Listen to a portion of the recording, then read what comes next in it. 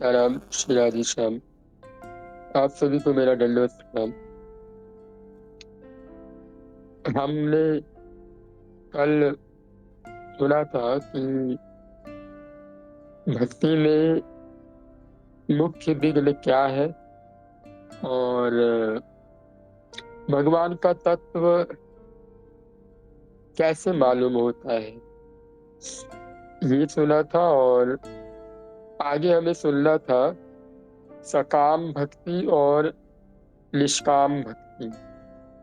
ये सुनने के बाद बाकी जैसा हम पीछे सुनते आते हैं कि पॉइंट बाय पॉइंट करके बाबा भक्तों को कुछ बताते हैं, तो वो हम सुनेंगे। बाकी आज केवल एक ही प्रश्न उत्तर है और पीछे तो बस पॉइंट ही है एक एक करके, वो हम धीरे धीरे पढ़ेंगे और वो जूड़िया बाबा की कृपा से उसे समझने का प्रयास करेंगे। और आप लोगों से एक और, जैसा मैं रोज अब यही प्रार्थना करने का प्रयास करूंगा, ये अपने गुरुदेव भगवान और अपने इष्ट भगवान, तमाम संत भक्त जन जिन्हें आप आदर्श मानते हैं, उनकी भावमयी उपस्थिति में ये सत्संग बैठकर सुनने का प्रयास करें, जिससे हमें ज्यादा से ज्यादा लाभ हो। क्योंकि हम वैसे भी इतने बेकार हैं कि क्या ही कहा जाए। खैर, हम 2 मिनट भगवान की स्तुति करके फिर आगे बढ़ते। गुरुर्ब्रह्मा गुरुर्विष्णु गुरुर्देवो महेश्वरः गुरुर्साक्षात् परब्रह्म तस्मै श्री गुरुवे नमः। मूकं करोति वाचालं पंगुं लंघयते गिरिं यत्कृपातमहं वन्दे परमानन्दमाधवम्। सच्चिदानन्दरूपाय विश्वोत्पत्त्यादिहेतवे तापत्रय विनाशाय श्रीकृष्णाय वयं नमः। वंशी विभूषितकराल्लवनीरदाभात् पीताम्बरादरुणबिम्ब फलाधरोष्टात् पूर्णेन्दुसुन्दरमुखात् करविन्दनेत्रात् कृष्णात् परम् किमपि तत्त्वमहं न जाने। श्री सीताराम, श्री राधे श्याम। अब हम थोड़ी देर नाम कीर्तन करके फिर आगे बढ़ने का प्रयास करेंगे।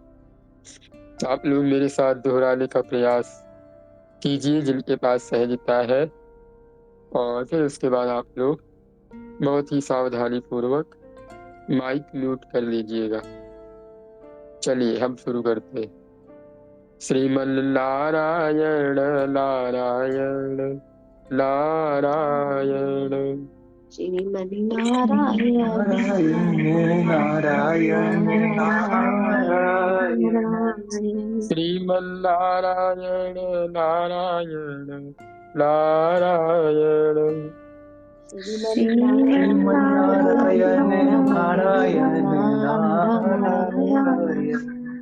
श्रीमन्नारायण नारायण नारायण श्रीमन्नारायण नारायण नारायण श्रीमन्नारायण नारायण नारायण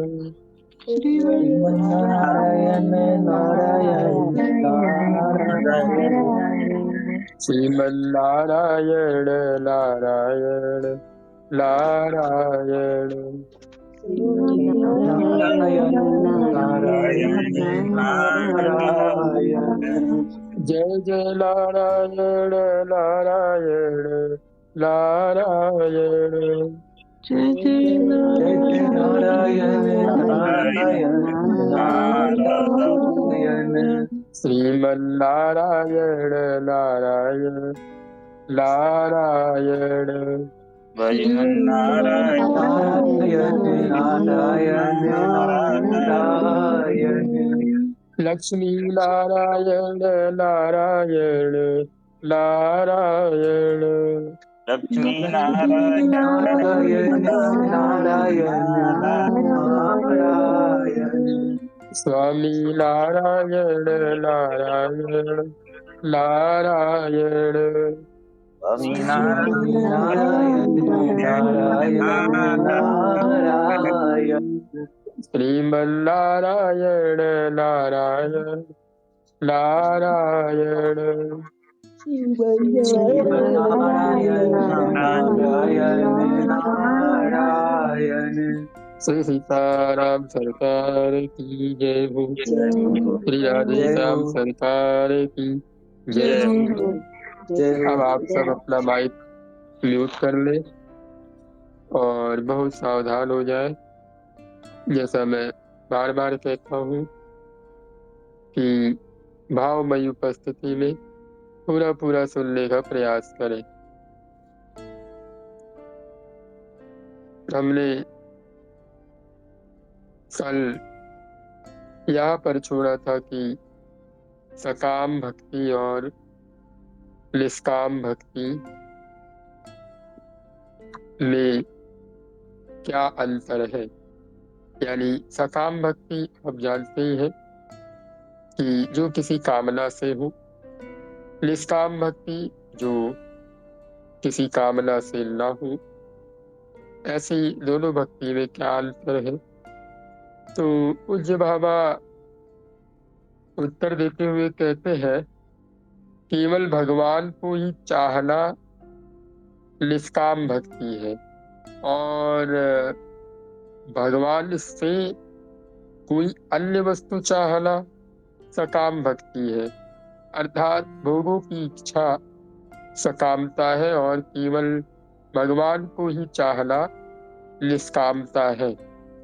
अब यहाँ पर हम इसका विस्तार करके सुनेंगे कि निष्काम भक्ति तो समझ में आ गई कि ठीक है, हम भगवान को ही केवल चाहते हैं।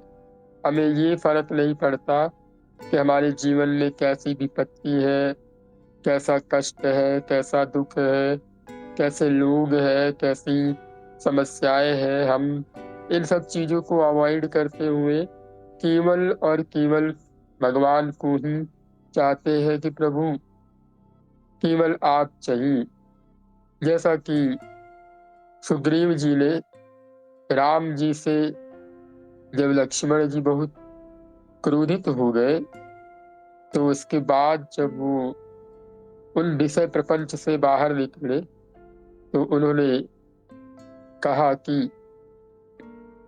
अब प्रभु कृपा करहु एहि भांति, सब तज भजन करहु दिन राति। यानी उन्होंने केवल केवल भगवान को मांगने का प्रयास किया कि प्रभु हमें केवल आप चाहिए और आपका भजन चाहिए। तो ये क्या है? ये है निष्काम भक्ति। अब सकाम भक्ति में दो प्रकार से समझ सकते हैं, जैसा हमने संतों से सुना है। पहला, भगवान से मांगना। मांगना दो प्रकार का होता है।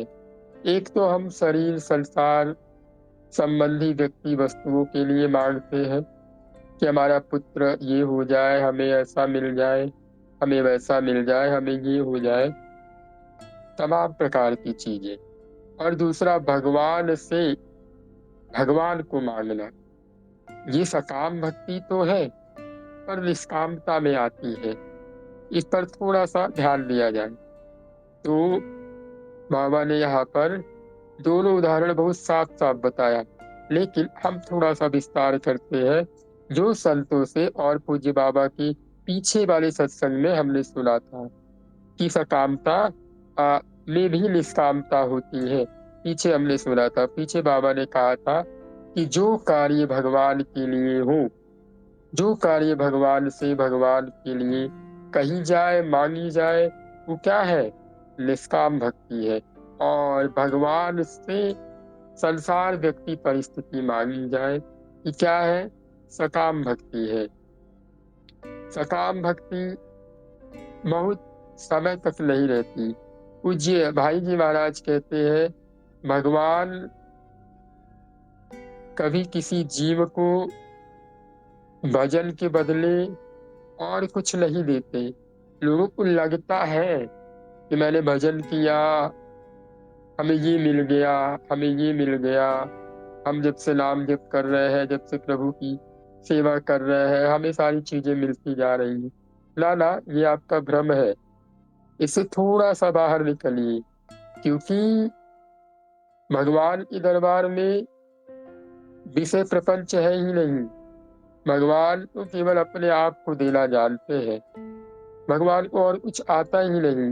अगर आपको लगता हो कि मैं भजन करूंगा तो मेरा पुत्र ठीक हो जाएगा, मेरा ये सही हो जाएगा, वो, तो फिर भजन मत कीजिए।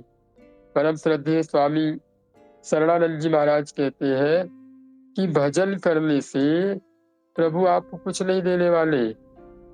आप ये सोचो कि मैं भजन करूंगा तो मेरी समस्याएं ठीक हो जाएगी, मेरी चीजें हल हो जाएगी, तो कभी जीवन में नहीं मिलेगा। हाँ, भगवान ने कहा कि मेरे भक्त 4 प्रकार के होते हैं। पहला अर्थार्थी, दूसरा आर्त, तीसरा जिज्ञासु और चौथा ज्ञानी। 4 प्रकार के भगवान के भक्त होते हैं। पर ध्यान दीजिए, हम यहाँ पर जब आते हैं तो हमारे पाप और पुण्य का खाता होता है। जैसा कि थोड़ा सा विस्तार करें कि हमारे जीवन में प्रारब्ध, संचित कर्म और क्रियमाण, यानी जो हम नए कर्म करते हैं। संचित कर्म बहुत जन्मों के होते हैं। उनमें से थोड़ा थोड़ा लेकर के जब हम मनुष्य योनि में आते हैं तो पाप और पुण्य के रूप में बांट दिया जाता है। जो हमने तमाम जन्मों में किया होता है उसमें से थोड़ा सा पाप, थोड़ा सा पुण्य, वो बांट करके हमारे जीवन में दे दिया जाता है। जैसा जैसा हमने बिहेव किया होता है अपने संस्कारों के अनुरूप। तो कुछ लोग बहुत सुखी होते हैं, कुछ लोग बहुत दुखी होते हैं। अब प्रारब्ध कर्म के अनुसार हमें भोग भोगना पड़ता है। कोई बहुत दुखी होता है, कोई बहुत सुखी होता है। ये जो मीटर है ये अप डाउन होता रहता है। कभी आप सुखी, कभी आप दुखी, कभी आप बहुत सुखी, कभी आप बहुत दुखी। तो अब समझने की बात ये है कि जब हम सत्संग करते हैं तो हमारा जो ये अप डाउन का मीटर होता है उसको हम एक लेवल में ले आते हैं। यानी कोई दुख आवे तो भी हम समान रहते हैं, कोई दुख आवे तो भी हम समान रहते हैं।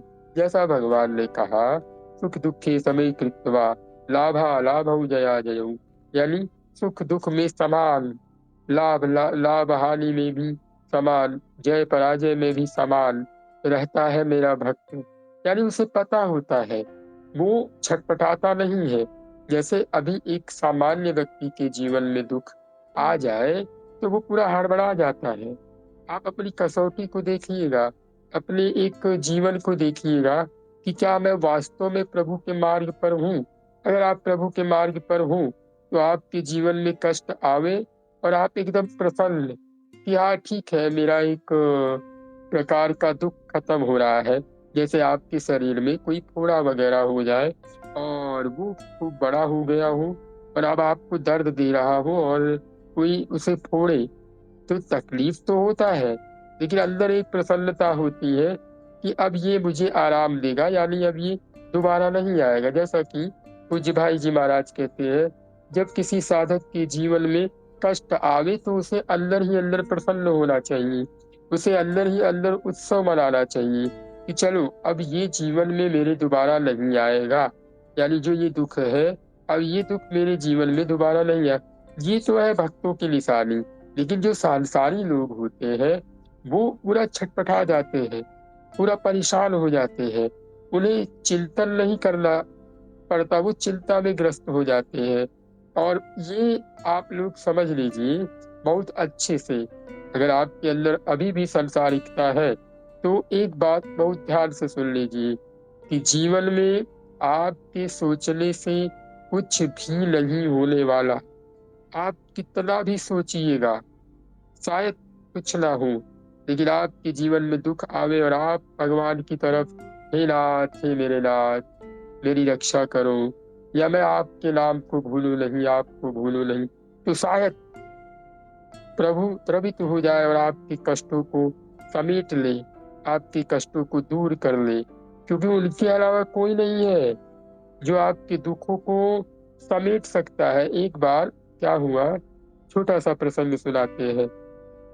तुकाराम जी महाराज का नाम आप लोगों ने सुना होगा। वे यहाँ क्या नाम है, महाराष्ट्र, विठल भगवान के बहुत बड़े भक्त हुए। तो उनके घर में एक बार ऐसा हुआ कि बहुत सारा कर्जा हो गया, बहुत गरीबी आ गई। महाराज जी जैसे रोज नित्य स्नान करके उठते थे, वैसे अपना उन्होंने नित्य स्नान किया, और कोई रहा होगा जमींदार, उसके यहाँ से वे उधार वगैरह लाते थे। तो उस जमींदार ने कहा, कल अगर मुझे पैसे वापस नहीं मिले तो मैं तुम्हारे घर को और तुम्हारे सामान को अपने कब्जे में ले लूंगा। वो तो बढ़िया एकदम मस्त प्रभु के धुन में रहते थे। उन्होंने सवेरे एकदम स्नान किया, बढ़िया। एक भक्त की पहचान देखी, उनकी पत्नी ने कहा, कहाँ जा रहे हो, रोज सवेरे सवेरे नहा करके चले जाते हो, आज वो आने वाला है, कुछ किया हुआ है कि नहीं। उन्होंने कुछ नहीं बोला। उन्होंने कहा, हरि जाने, जो होगा सो होगा, तुम चिंता मत करो, तुम बढ़िया बैठ के भजन करो। अब महिलाएं तो महिलाएं होती है, उनकी पत्नी थोड़ा सा उनकी प्रतिकूल थी। उन्होंने कहा, अभी न मिले तब हम भजन करवाते हैं तुमको, बड़ी भजन हो रही है तुम्हारी। तो महाराज गए। अब उन्हें पता था, वे एक पीपल के वृक्ष के नीचे जा करके बढ़िया विट्ठल विट्ठल करने लगे, क्योंकि उन्हें पता था कि अगर मैं चिंता करूंगा तो क्या मेरी चिंता करने से मेरी चीजें हल तो हो नहीं जाएंगी। ये आपको भी पता है, सबको पता है। उन्होंने कहा कि चिंता उसकी करो जो चिंता हरण करता हो। तो उन्होंने बढ़िया एकदम भजन करना शुरू किया। अब वो जमींदार आया, उसने कहा कि क्यों, तुम्हारे पैसों की व्यवस्था हुई या नहीं हुई।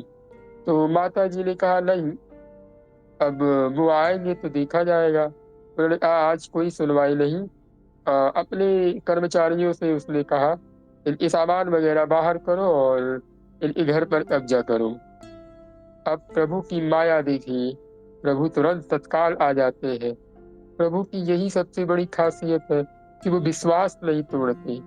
प्रभु आए, प्रभु ने कहा कि मुझे तुकाराम जी महाराज ने भेजा है, यानी मैं उनके लिए आया हूँ, उनका कुछ हिसाब किताब मेरे से बाकी था, तो हम उन्हें कुछ दे नहीं पाए।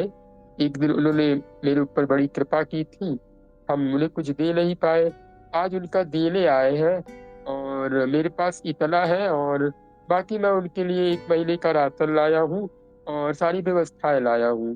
तो उस व्यक्ति ने कहा, कितना लाए हो। जितना उस व्यक्ति का था उतना, भगवान तो भगवान है, भगवान को पता है कितना देना है इसको। तो भगवान ने उसको कहा कि ये भैया इतना है।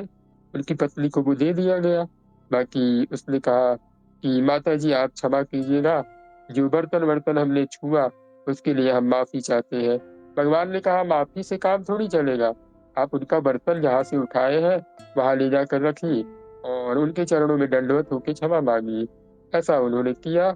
बाकी प्रभु ने उनकी खाने पीने की व्यवस्था करी। उन्होंने कहा, मैं एक दुकानदार हूँ, मेरे यहाँ चूहे बहुत लग रहे हैं और बड़ी परेशानी हो रही है, तो मैंने सोचा क्यों ना महाराज जी को ही दान कर दिया जाए।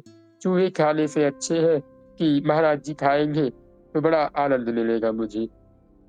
तो ये है प्रभु। कहने का तात्पर्य ये है कि आपके जीवन में चिंता आवे, शोक का समय आवे, तो उस समय प्रभु को याद कीजिए, क्योंकि ये जो प्रारब्ध है, ये जो कर्म है, इनका आना तय है, निश्चित तय है। इसमें आप कभी कोई बदलाव नहीं कर सकते। अगर आपके सोचने से जरा सा बदलाव हो जाए तो बिल्कुल नहीं हो सकता।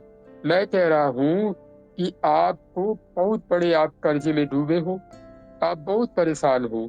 मैं अपने कुछ मित्रों का उदाहरण देता हूँ जो मेरी बातों को शायद मान करके, प्रभु कृपा से, मेरी तो नहीं है, प्रभु के है, तो उन्होंने कई चीजें अनुभव करी है। तो उन लोगों के पास काफी कर्जा रहा करता था। तो वो लोग क्या करते थे कि भैया ने कहा है तो ठीक है, हम भजन करेंगे, प्रभु का नाम जप करेंगे बस। तो एकदम से आप ये समझिए, उन लोगों ने कहा कि भैया उस व्यक्ति का फोन आता है जो मुझे कभी नहीं जानता, मेरी कभी कभार उससे बात हुई, और वो मुझसे पूछता है कि आपको कुछ जरूरत हो तो बताओ, मेरे पास थोड़े पैसे हैं, तुम्हारी मैं सहायता कर सकता हूँ। तो उन्होंने कहा कि एकदम से चुटकी बजाते हुए प्रभु ने मेरी सहायता की है, और मैं अब और नाम जप करूंगा। मैंने कहा हाँ, वो तुम्हारे नाम जप करने से तुम्हारे प्रारब्ध या तुम्हारे कष्ट नहीं दूर हुए। हाँ, प्रभु दुख मेटल सुख देन, ये हमारे प्रभु की उदारता है। ऐसो को उदार जग माही, बिन सेवा जो द्रवहि दीन पर। ऐसे हमारे प्रभु है जो उदारता के नाम पे इतने महान, इतने कृपालु, इतने दयालु कि आपको कुछ समझ तक नहीं आएगा कि ये है मेरे प्रभु, ये है मेरे दीन दयाल। तो कहने का मतलब ये है, आप प्रभु का भजन कीजिए। जीवन में कभी ऐसा अवसर आवे, जीवन में कभी ऐसा कष्ट आवे, तो इस पर आप ध्यान दीजिए कि आपके सोचने से कुछ नहीं होने वाला, आपके माथा पीटने से, आपकी बहुत छटपटाने से कुछ नहीं होगा। जब कष्ट आवे एकदम शांत हो जाइए, रिलैक्स हो जाइए, बिल्कुल भयभीत ना होइए, क्योंकि जितना कष्ट आना है उतने में आप छटपटाएंगे, रोएंगे, तड़पेंगे, सब होगा। लेकिन मेरा विश्वास मान लीजिए, केवल उस समय नाम जप कीजिएगा, रोते हुए नाम जप कीजिएगा, छटपटाते हुए नाम जप कीजिएगा, नाम मत छोड़िएगा। क्योंकि एक रूल होता है कोर्ट का कि यदि किसी मुजरिम को फांसी की सजा हो जाए और उसकी पहचान राष्ट्रपति से हो, तो राष्ट्रपति उसे बचा सकता है। ऐसे ही अपनी पहचान सीधे प्रभु से बनाइए। छटपटाहट हो, जीवन में कष्ट आवे, जीवन में तकलीफ आवे, तो प्रभु से कहिए, हे नाथ, हे मेरे नाथ, मैं आपकी शरण में हूँ, आप मेरे ऊपर वज्रपात कर दो, आप मुझे तमाम कष्टों से घिरा दो, लेकिन हे प्रभु, आपकी याद, आपका प्रेम, आपका जो भी है, ये ना छूटे नाथ।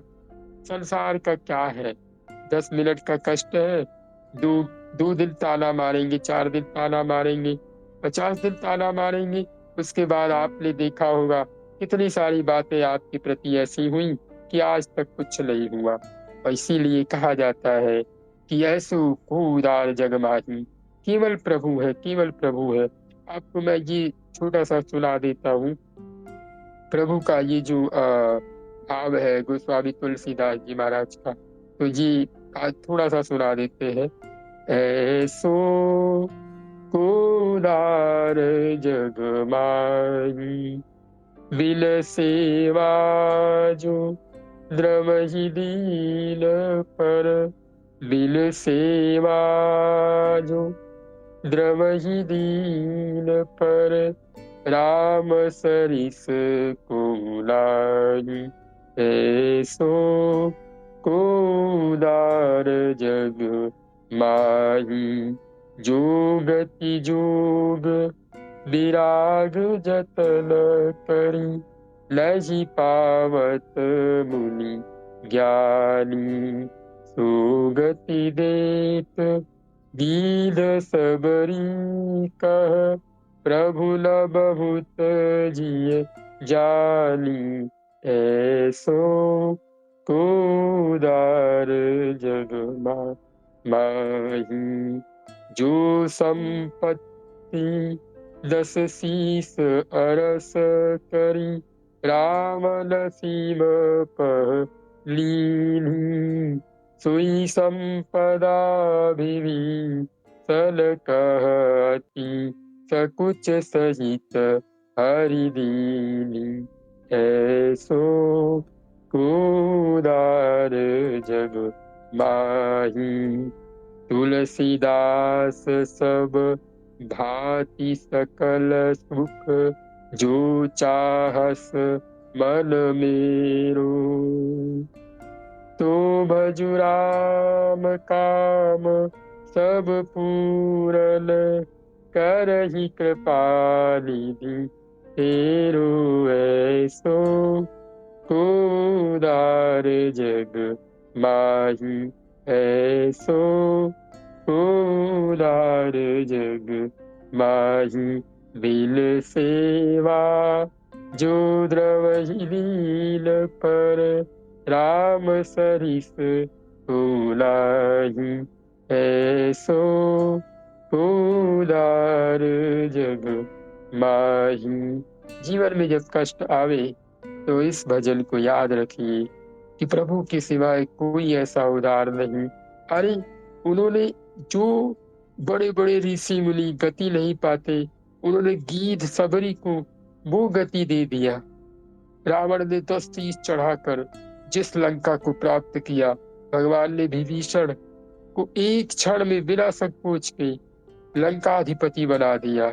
जो स्वामी तुलसीदास जी कहते हैं, हे तुलसीदास, यानी हम सबको समझाते हुए कि अगर अपना पूर्ण काम कराना चाहते हो तो भजो राम, राम को भजो, प्रभु को भजो। उमा राम समहित जग नाही, गुरु पितु मात बंधु को नाही। भगवान के सिवाय कोई ऐसा नहीं जो आपकी सहायता कर सके। और प्रभु से मेरी प्रार्थना है, कुछ मांगिए मत, चिंता आवे बस चिंता करिए प्रभु की, चिंतन करिए प्रभु की, घबराइए मत। मेरे पास ये नहीं, मेरे पास वो नहीं, मेरे पास। अरे आप नाम जप कीजिए, प्रभु के प्रेम कीजिए। प्रभु से मांगना है तो प्रभु को मांगिए। मेरा विश्वास कीजिए, सामने वाला आपसे पूछेगा फोन करके, या आपके मन में कोई ऐसा व्यक्ति आ जाएगा जिसके पास आप जाएंगे और वो आपका काम कर देगा। ये बात आप लोग विश्वास कर लीजिए। तो कहने का मतलब ये है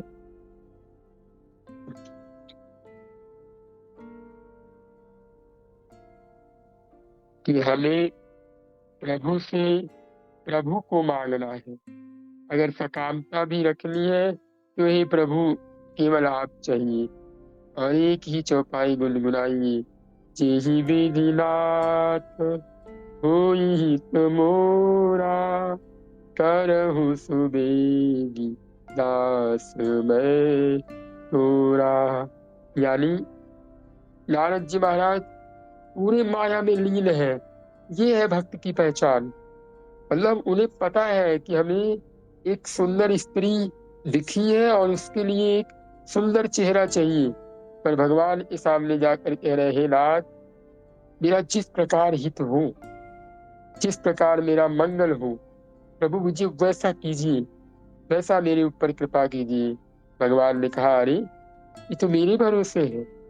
भले इसके शब्द, भगवान शब्द देखते हैं, कभी कभी अपने भक्तों के लिए भाव पर ध्यान नहीं देते। जैसे उनका भाव क्या था कि मुझे एक सुंदर स्त्री मिले, लेकिन शब्द क्या था कि जेहि विधि होई नाथ हित मोरा। अगर प्रभु, मैंने बताया था ना, प्रभु माँ के जैसे है, माता पिता के जैसे, वे देवता के जैसे नहीं है। देवता लाइक दुकानदार, आप दुकान पे जाइए, 100 रुपए देकर आप नशीले पदार्थ ले लीजिए, कुछ भी घातक पदार्थ ले लीजिए, घातक सामान ले लीजिए। उन्हें इससे कोई मतलब नहीं कि आप इनका क्या करेंगे, खुद पिएंगे, खुद किसी को मार डालेंगे, इससे उन्हें कोई मतलब नहीं। आपने उन्हें एक रकम दिया, एक बढ़िया सामग्री दी, उन्होंने दे दिया, अब आप मरो चाहे जियो, उनसे कोई मतलब नहीं। ये देवताओं की निशानी है, यानी ये दुकानदारों की है। पर अगर आप अपने माँ बाप के पास जाए और आप उन्हें 100 रुपए दे रहे हो और कहे कि हमें ये नशीली पदार्थ दे दो, आपके माँ बाप वो पैसा तो रख लेंगे, प्लस आपको मारेंगे भी, और वो सामान देंगे भी नहीं। ऐसे हमारे प्रभु हैं। प्रभु के पास जाया करिए। कभी घबरा करके किसी देवी के पास, किसी देवता के पास परेशान होकर के न जाइए। इतना क्यों टेंशन में है? आपको नहीं भरोसा है कि मेरे प्रभु जो कर रहे हैं मेरे लिए, सब मेरे लिए अच्छा है, सब मेरे लिए बढ़िया है। आप क्यों इतना घबराते हैं?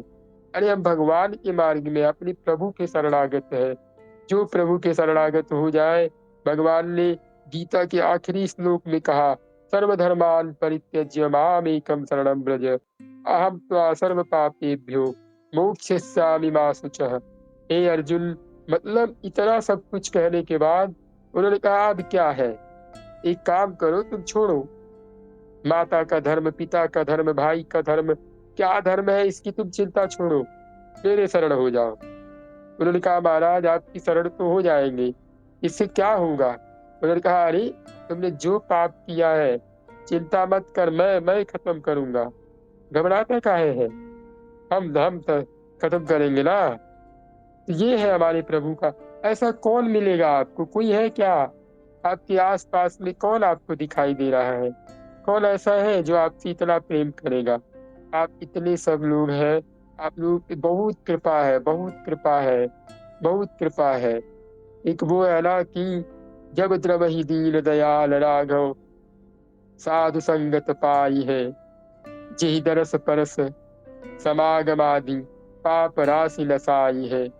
अरे ये जो समागम हो रहा है, ये जो दर्शन स्पर्श आपके जीवन में हो रहा है संतों की बातों का, ये क्या है? आपके समस्त पापों की राशियों को पाप राशि नसाई है। मतलब एक दो चीज नहीं, पूरे पाप की जो गठरी बधी हुई वो सब नाश कर देंगे प्रभु। इसलिए आप निश्चिंत हो जाइए, आनंद में रहिए। जो आपसे बने वो कीजिए, जो आप कर सकते हैं वो कीजिए, कभी घबराइए मत। प्रभु बहुत दुखी हो जाते हैं कि मेरा होकर के चिंता करता है। अरे जीवन में कष्ट आवे एकदम निर्भय हो जाइए, निश्चिंत हो जाइए, निस्तोक हो जाइए। जो होगा सो होगा, जैसा होगा देखा जाएगा। अरे मेरे प्रभु है ना, प्रभु के दरबार में कभी अमंगल होता ही नहीं। ये समस्त संसार क्या है? प्रभु का ही तो दरबार है। ये सारा जग क्या है? उनका ही तो दरबार है। और हम घबरा करके ऐसे भयभीत हो जाते हैं जैसे लगता है कि अगर हमने ये नहीं किया तो बड़ा गड़बड़ हो जाएगा।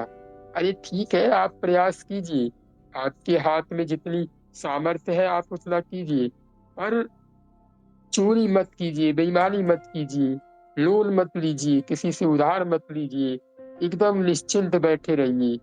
यकीन मानिए प्रभु ऐसे कर देंगे ना, प्रभु मजबूर हो जाते हैं कि भाई ये मेरे भरोसे बैठ गया। आप ठीक है, जितना आप कर सकते हो उतना आप करने का प्रयास करो। बाकी प्रभु से एक चीज कहिए, ही नाथ मैं जहाँ रहूं, जिस देश में, जिस वेश में, परिवेश में रहूं, राधा रमण राधा रमण राधा रमण कहूं। ये है। आप इसकी चिंता ना करो कि मेरे पुत्र, मेरे भाई, मेरे बंधु, मेरे सब। भगवान भोलेनाथ कहते हैं कि उमा राम स्वभाव जे जाना, ताहि भजन तहि भावना आना। जो प्रभु का स्वभाव जान जाता है वो भजन छोड़कर कुछ और चाहता ही नहीं, वो कुछ मांगता ही नहीं, क्योंकि उसे पता है कि जब मैं प्रधानमंत्री का हो गया तो मेरी सारी विपत्ति मेरे प्रभु की। हनुमान जी क्या कर रहे हैं? राम राम करते हैं। तमाम लोग बालाजी में जा रहे हैं, उनको लगता है हनुमान जी हमारे ऊपर जो भूत था वो उतार दिए। ना ना, प्रभु प्रभु सब कुछ करते हैं। हमारे हनुमान जी तो केवल राम नाम सुनिबे को रसिया, वो राम राम करते, उन्हें क्या फर्क पड़ा है कौन आ रहा है, कौन जा रहा है, कौन दुखी है, कौन सुखी, उन्हें इससे क्या लेना देना। वो अपने प्रभु से मतलब रखते, सारा काम प्रभु करते हैं, सारा काम नाम करता है। अब विचार कीजिए, प्रभु इतने समर्थशाली है। कर्तुम अकर्तुम अन्यथा कर्तुम सर्व समर्थ ईश्वर है। प्रभु सब कुछ है, विश्वास कर लीजिए। तो ये सब कहने का तात्पर्य ये है कि आप केवल और केवल प्रभु से प्रभु को मांगिए। ये भी एक प्रकार की निष्कामता है। लेकिन अगर आप प्रभु से संसार, व्यक्ति, पति पत्नी ये सब मांग रहे हैं तो ये एक प्रकार की सकामता है। जैसा हमने कल चौपाई के माध्यम से सुना कि तुलसीदास हरिनाम सुधा तजी, सठ हठ पियत विषय विष मांगी।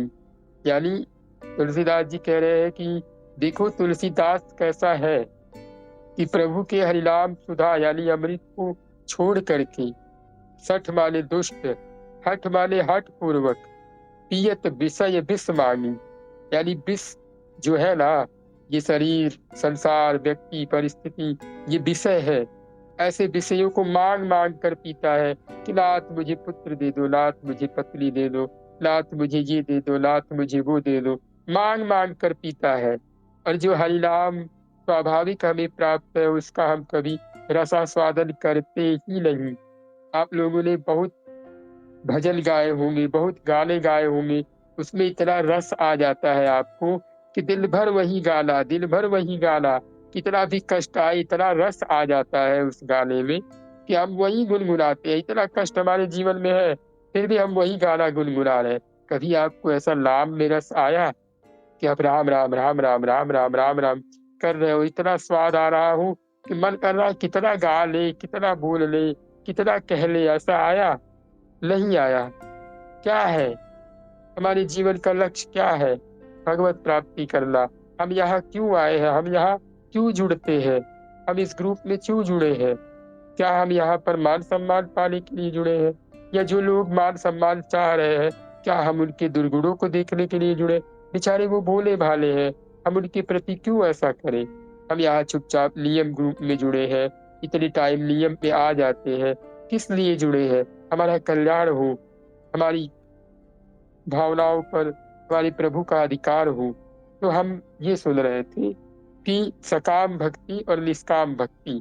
निष्काम भक्ति क्या है? केवल और केवल प्रभु को ही चाहना, ये क्या है? निष्काम भक्ति है। और भगवान से किसी वस्तु को चाहना, ये सकाम भक्ति है। लेकिन उसमें भी एक और भक्ति है, भगवान से भगवान को चाहना, ये क्या है? निष्काम भक्ति है। सकाम भक्ति होते हुए भी निष्काम भक्ति है। यहाँ तक आप लोग को क्लियर हो गया? एक बार आप लोग कहिए राधे श्याम। राधे श्याम। राधे श्याम। राधे श्याम। राधे श्याम। राधे श्याम। राधे राधे।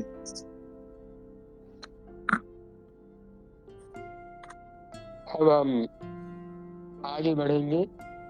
आप लोग, बड़ी कृपा है प्रभु की कि जो रोज समय से प्रभु के लिए यहाँ समय दे रहे हैं, निश्चित यकीन मानिएगा कि प्रभु इसका आपको जरूर जरूर उनका व्रत है आपको, क्योंकि वो किसी का कुछ उधार नहीं रखते। इस बात का याद रखिएगा।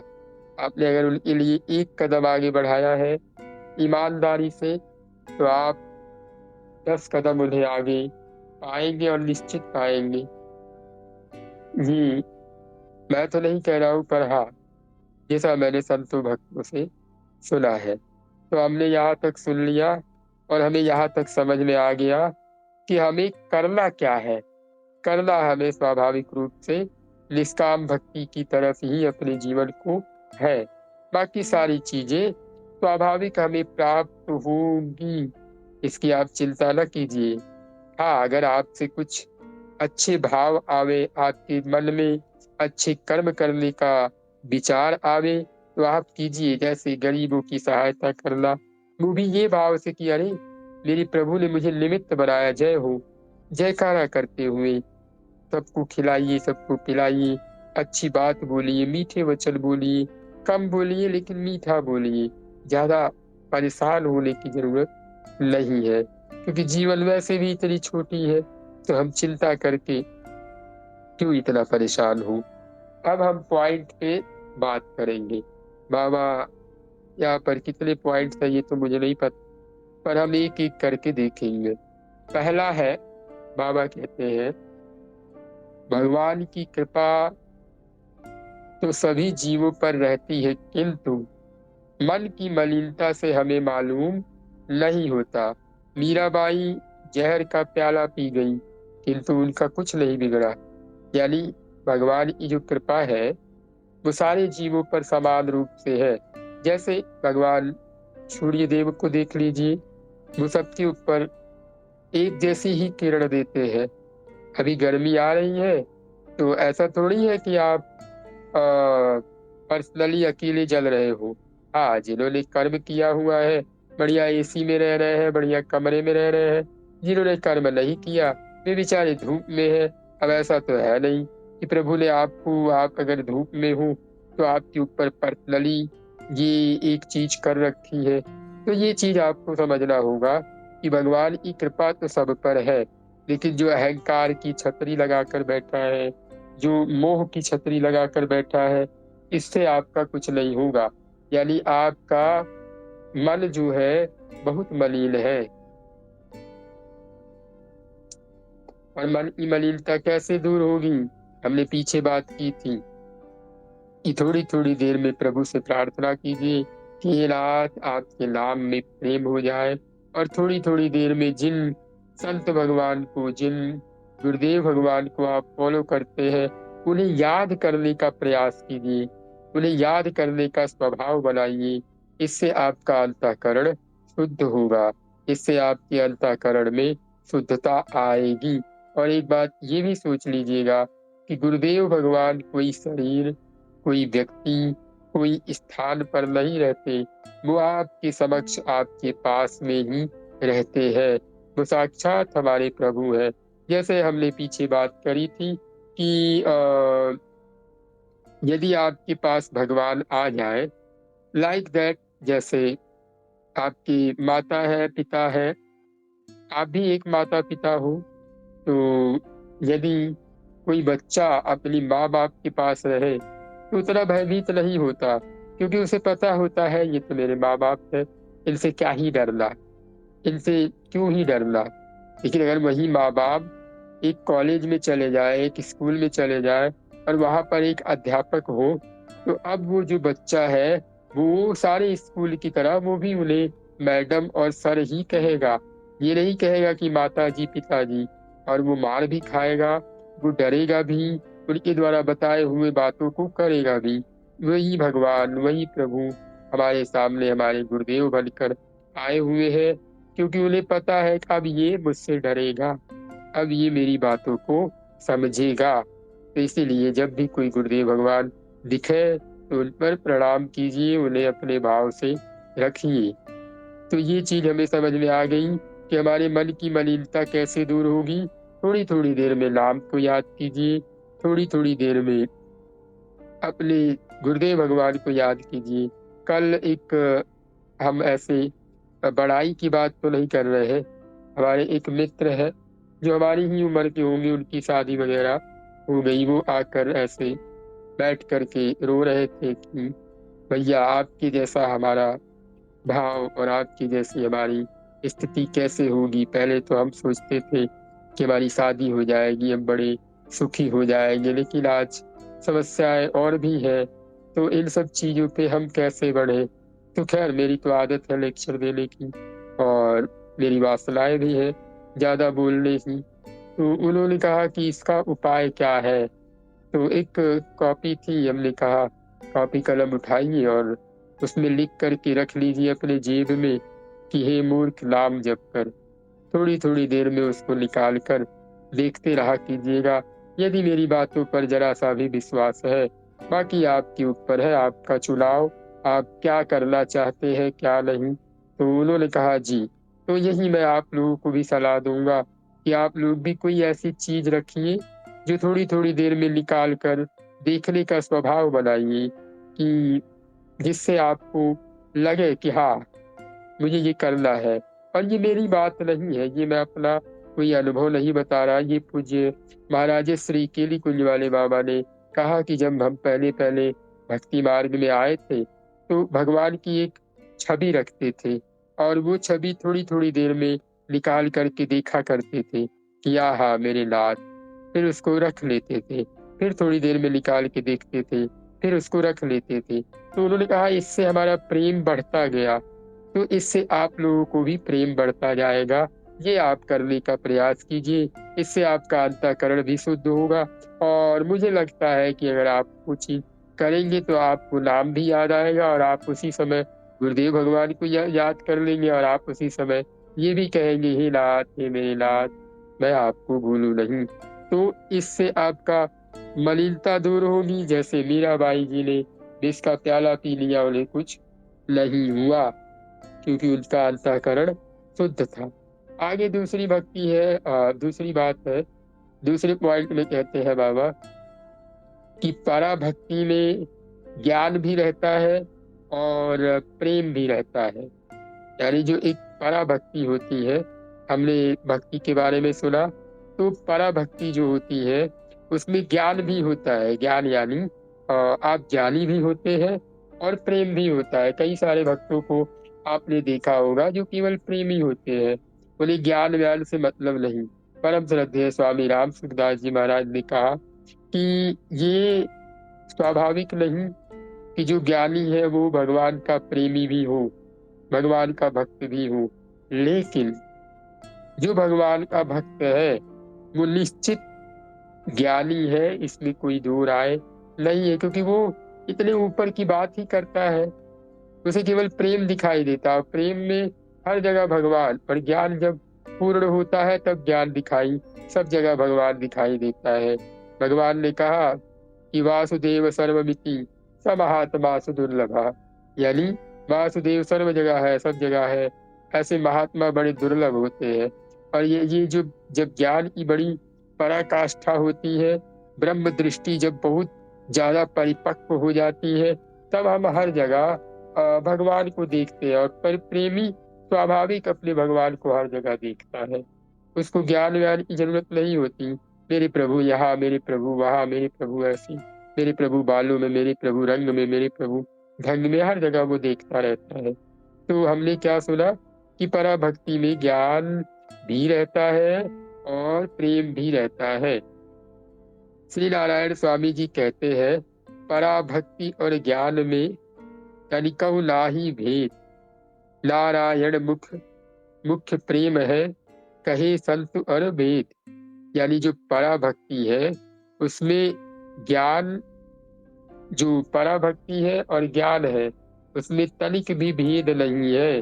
नारायण यानी स्वामी नारायण जी जो हुए, वे कहते हैं नारायण मुख्य प्रेम है, जो मेल है वो प्रेम है। कहे संत अरु वेद, यानी संत भी कह रहे हैं, वेद भी कह रहे हैं कि भगवान का प्रेम ही मेल है। तीसरा पॉइंट है भगवत प्राप्ति के अनेक मार्ग है। दूसरा आपको समझ में आ गया कि पराभक्ति में ज्ञान भी रहता है और प्रेम भी रहता है, लेकिन प्रेम ही मेल है। जैसा हमने देखा कि कोई व्यक्ति बहुत अच्छे लेवल पे जाए, पूरे ज्ञान को अर्जन करते करते करते करते करते तब जाके वो सीधे सीधे सबको ब्रह्म दृष्टि से देख पाता है। लेकिन जो भगवान के प्रेमी होते हैं उन्हें कुछ करना नहीं होता। जैसे अभी मैंने बताया ना कि बस थोड़ी थोड़ी देर में याद करते हैं, हर जगह कोई बोल रहा है तो मेरे प्रभु बोल रहे हैं, कोई दिख जाए अरे मेरे प्रभु आ गए, बस उसे कुछ करना वरना नहीं होता, वो इतने में ही प्रभु को देख लेता है। तो यहाँ पर मुख्य प्रेम है, संत और वेद ने कहा। इतना आप लोगों को समझ में आ गया। अब एक पॉइंट और सुनेंगे, फिर उसके बाद हम श्री भागवत जी में प्रवेश करेंगे। भगवत प्राप्ति के अनेक मार्ग है, यानी भगवान को प्राप्त करने के लिए अनेक मार्ग है। हिंदू, मुस्लिम, सिख, ईसाई, तरह तरह के मार्ग है। किसी भी मार्ग से आप भगवान को प्राप्त कर सकते हो, किंतु एक ही पुरुष द्वारा एक ही समय में सबका समाधान नहीं किया जा सकता। इसीलिए भक्त को तो भक्ति बढ़ाने वाले कार्य ही करने चाहिए। लेकिन आप ये समझो कि कोई एक पुरुष हो, उसके द्वारा एक ही समय में सबका समाधान कर दिया जाए, ये बिल्कुल नहीं हो सकता।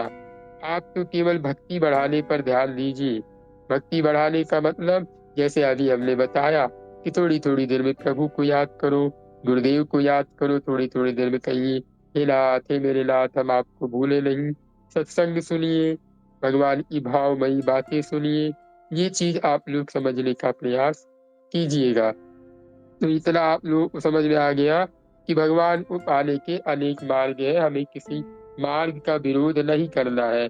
पूज्य भाई जी महाराज कहते हैं साधक अपने मार्ग को छोड़े नहीं और किसी के मार्ग की तरफ दृष्टि दे नहीं, यानी खंडन मंडन ना करे कि भाई आपके संप्रदाय में तो ये चीजें नहीं है, मुझे वो पसंद नहीं आता। भाई ठीक है, उसके संप्रदाय में अपनी स्थिति है, जैसे हमने पीछे बात की थी, कोई एरोप्लेन से जाता है, कोई ट्रेन से जाता है, कोई बस से जाता है। तो अब हर जगह एक ही फैसिलिटी तो है नहीं। ट्रेन में आप सो के जा सकते हो, बैठ के जा सकते हो। बस में भी कई कई बसें ऐसी होती है जिसमें आप सो कर भी जा सकते हो, जिसमें आप बैठ कर भी जा सकते हो। लेकिन अब एरोप्लेन में तो ऐसी सुविधा आपको मिलेगी नहीं। भाई हाँ, कुछ कुछ क्लासेस होती है जिसमें आप सो करके जा सकते हो, लेकिन पता है कि एरोप्लेन 1 घंटा 2 घंटा 3 घंटा 6 घंटा इतना ही समय लेती है, तो उसमें कहाँ कौन सोता है, वो तो तुरंत पहुंच जाता है। लेकिन हाँ, बस ट्रेन में थोड़ी सी, तो इसका मतलब ये नहीं है कि वो आपको एक स्थान तक नहीं पहुंचाएगी जहां आपको पहुंचना है। तो इसीलिए आप लोग किसी भी धर्मावलंबी की भाव को ठेस ना पहुंचावे। भाई मुसलमान है तो ऐसा है, भाई वो जो करे हमसे क्या मतलब, हम अपने पे ध्यान दें। कोई किसी को मारे काटे, हमसे क्या मतलब। हुजूरिया बाबा कहते हैं ये सब निकम्मे और निठल्ले व्यक्ति का काम है कि ये संप्रदाय में ये हो रहा है, ऐसा व्यक्ति तो ये कर रहा है, ऐसा वो कर रहा है। ये उन्होंने कहा ये ना तो ज्ञानी की निशानी है और ना ही भक्त की निशानी है। किसी ने पूछा क्यों? उन्होंने कहा ज्ञानी अगर होगा तो वो अपने आत्म ही चिंतन में खोया रहेगा, और भक्त होगा तो उसे भगत को कहा जगत से काम। भगत तो अपने भगवान से ही लीन रहता है, हर समय अपने भगवान में ही खोया रहता है। अब वो अपने भगवान को छोड़कर किसी के लड़ाई झगड़े को देखे तो फिर वो भगत कहा, अपने प्रभु को छोड़कर किसी और को देखे तो फिर वो भगत कहा। अरे स्वाभाविक कोई एक लड़के लड़की आसक्त हो जाते हैं तो वो भूल जाते हैं कि हमारे घर में क्या हो रहा है, हमारे गांव में क्या हो रहा है। वो अपने में ही आसक्त रहते हैं। आप तो भगवान से प्रेम करते हो, इस पर आप लोग विचार करो। किसी के मार्ग की तरफ देखिए मत, अपने मार्ग पर जो गुरुदेव भगवान ने आपको तत्व ज्ञान करा दिया, जो गुरुदेव भगवान ने आपको बता दिया, उस मार्ग पर चलते रहिए, ऐसा हमारे पूज्य श्री कृपालु जी महाराज कहते हैं। तो इतना आप लोग को समझ में आ गया। अब आप लोग एक बार कहिए राधे श्याम। और कौन कौन जग रहा है राधे कृपया हाथ श्याम। उठा के जरूर बताइए। राधे राधे श्याम। श्याम राधे राधे श्याम राधे श्याम। जी, आप सब हाथ उठा के जरूर बता दीजिए कि कौन कौन जग रहा है।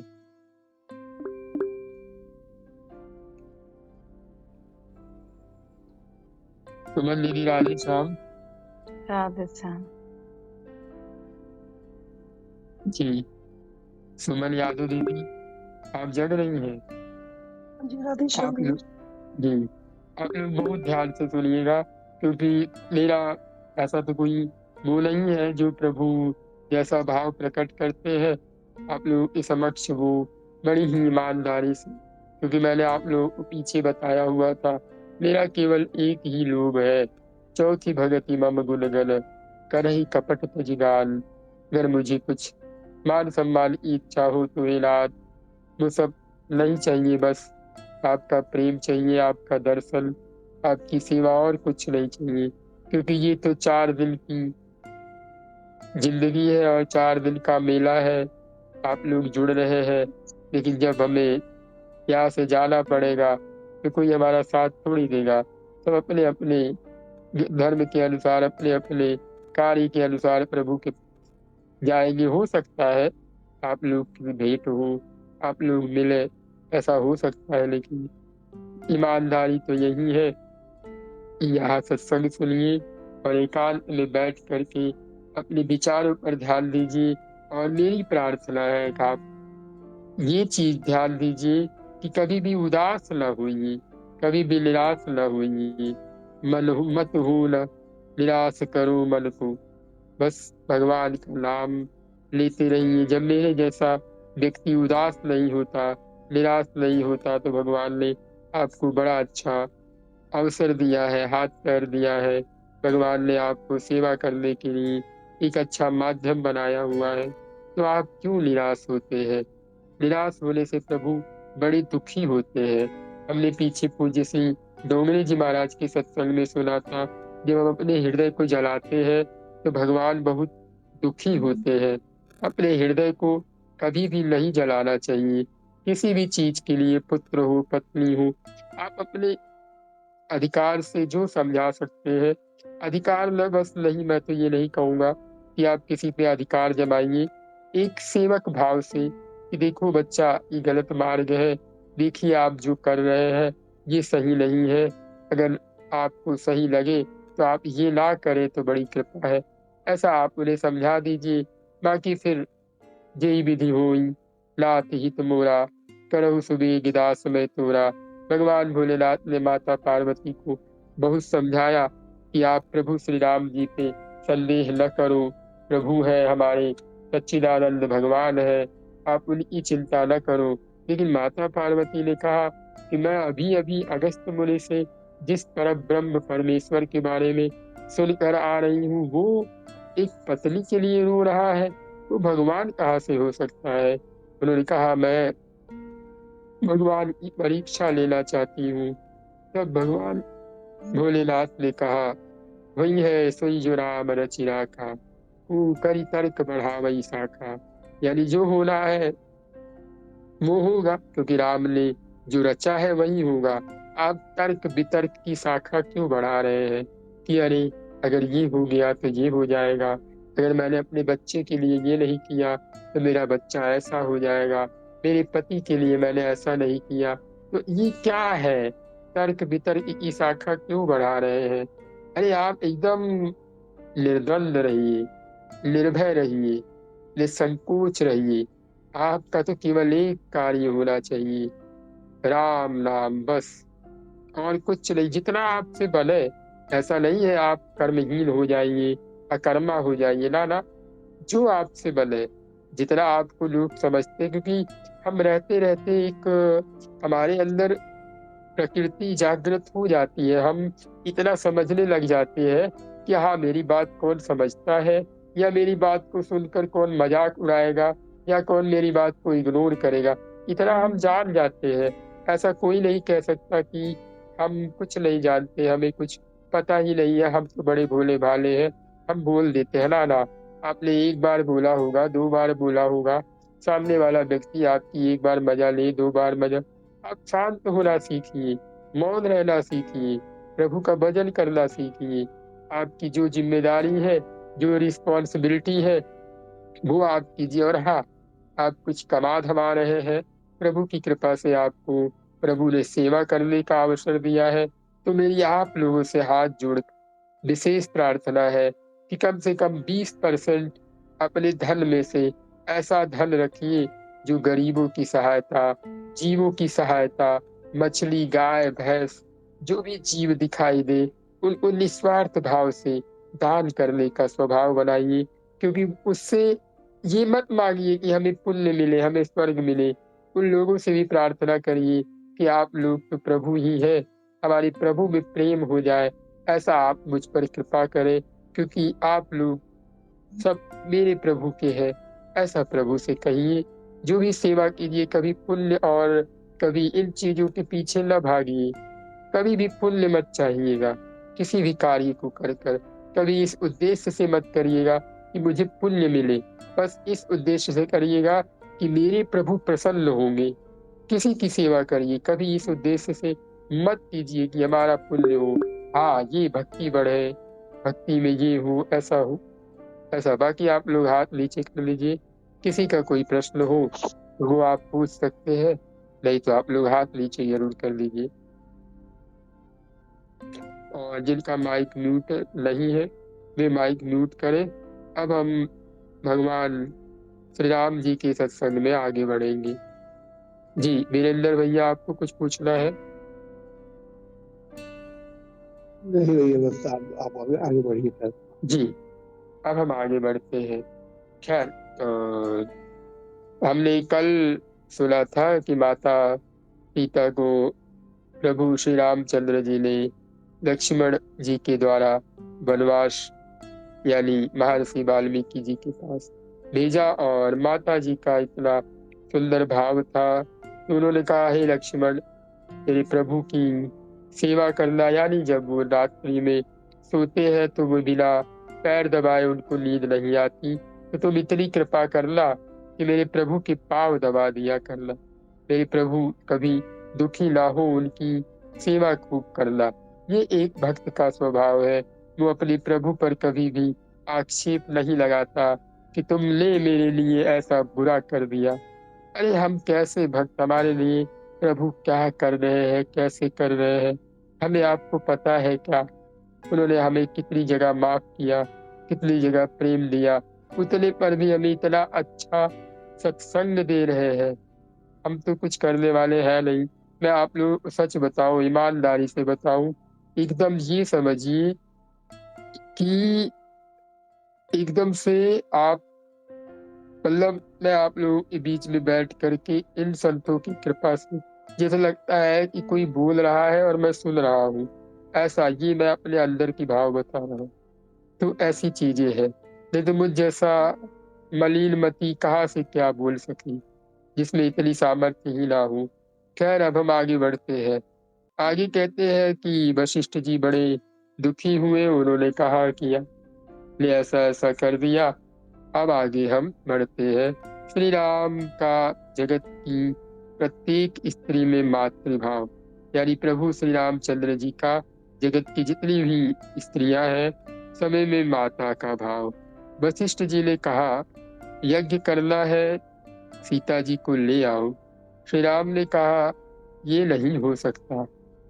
तब एक ब्राह्मण ने कहा राजा तो अनेक लग्न कर सकते हैं, किसी राजकन्या के साथ दूसरा लगन करो।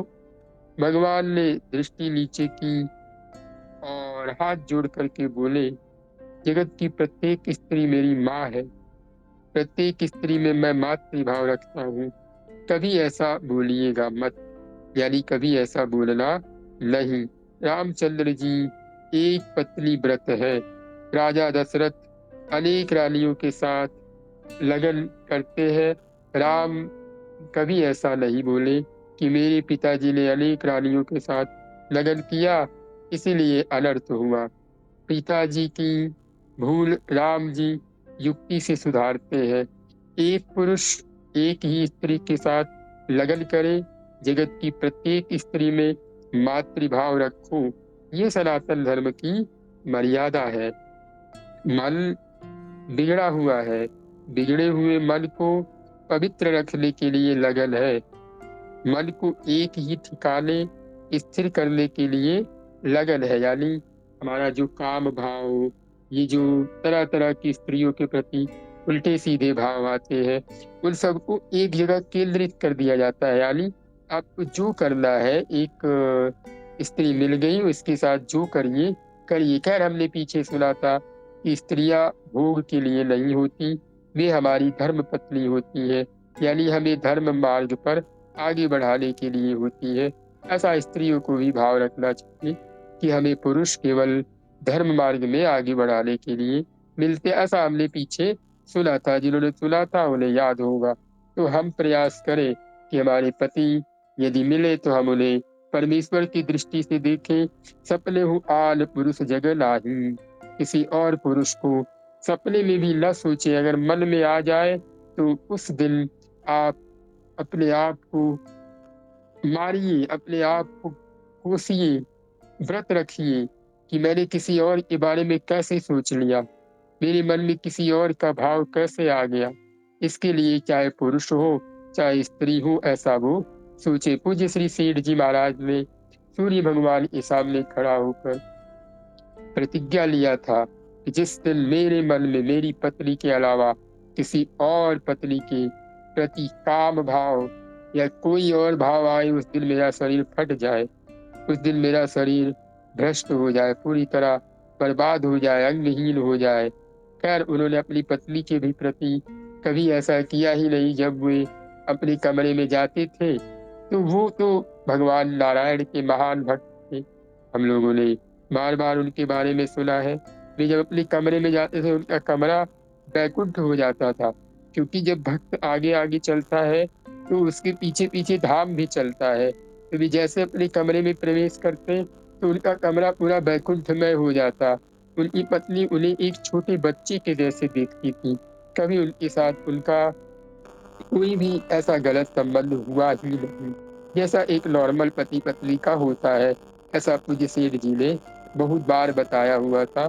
उन्होंने बताया, खैर उनकी पत्नी ने भी बताया हुआ था कि हम जब इन्हें देखते हैं तो हमारे अंदर कभी ऐसा भाव आता ही नहीं। हम पूज्य श्री डोंगरी जी महाराज का सुन रहे हैं। पूज्य श्री डोंगरी जी महाराज की जब पत्नी आई तो उन्होंने कहा कि जैसे समस्त स्त्रियां जिस प्रकार से जिन भावों की एक प्रेषित होती है, जिन भावों से भी भूखी होती है, उन्होंने भी पूज्य श्री डोंगरी जी महाराज से कहा कि हम वो सब चीजें करना चाहते हैं। तो महाराज जी ने कहा कि ठीक है, ये सब तो जीवन भर करना है, तुम बस मेरे कहे अनुसार भागवत जी का मेरे मुख से 8 बार या 7 बार सत्संग सुन लो, उसके बाद जो तुम कहोगी हम वो करेंगे। तो महाराज जी ने 8 बार उन्हें सत्संग सुनाया।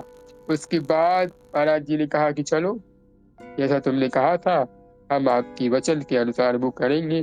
तो उनकी पत्नी ने कहा, अरे महाराज, आप क्या मूर्खता भरी बात करते हैं। हम इस शरीर संबंधी कामों के लिए थोड़ी आए हैं, हम तो भगवान का भजन करने के लिए आए हैं।